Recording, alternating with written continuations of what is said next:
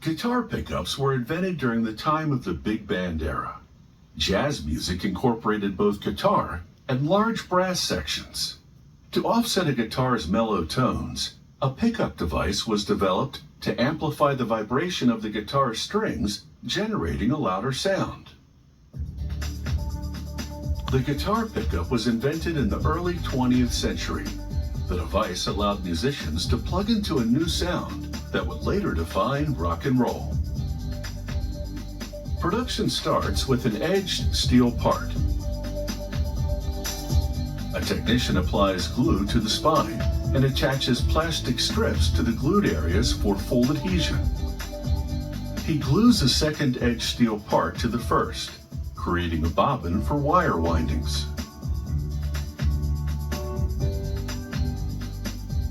He applies clear polyester tape along the inner edges of the bobbin. The tape will serve as electrical insulation, supplementing an insulating coating that's been applied to the metal. Using an abrasive wheel, he scuffs off the finish on the end of the bobbin to prepare it for soldering.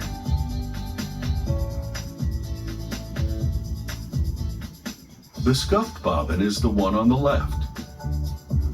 Then the bobbin is mounted to a winding mandrel. The craftsman wraps thin copper wire around the end of the bobbin and activates the winding mandrel. As the mandrel spins, the bobbin gathers the copper wire together to produce a wad that's 4,000 windings thick.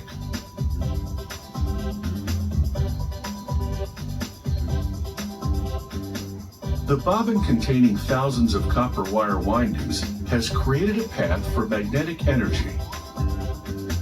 Next, the ends of the copper wire are soldered to the bobbin. The craftsman applies a direct current through the coil and measures the electrical resistance. Once the current falls within the acceptable range, he solders connection cables to the windings. Then the coil is submerged in hot liquid wax. The wax will encase the wire windings to prevent mechanical vibrations.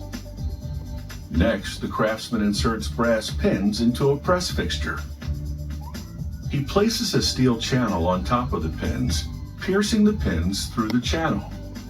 He flattens the heads of the pins with the press, while allowing the ends to extend through the channel.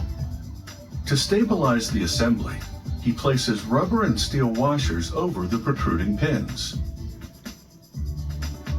He mounts a brass plate to the pins and adds more washers to electrically ground the assembly. The craftsman presses the pins to flatten them, securing the plate to the channel. A second steel channel is attached to the plate on top of the first channel.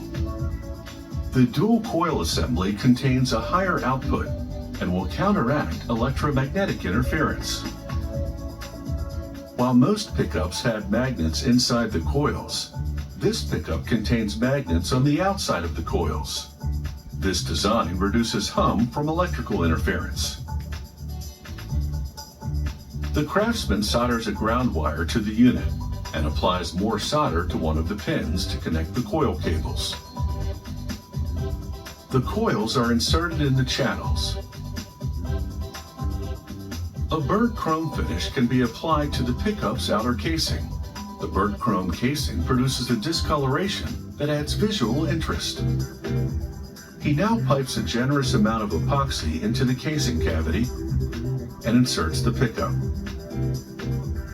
He solders wire from the cover to the pickup to ground the unit. The pickup is placed over the strings of a guitar, and he plugs it into an amplifier. Once he confirms the tone is acceptable, he measures the resistance. The craftsman tests the direction the current travels through the pickup. This method is called phase. He also assesses the strength of the magnetic field through a method known as polarity.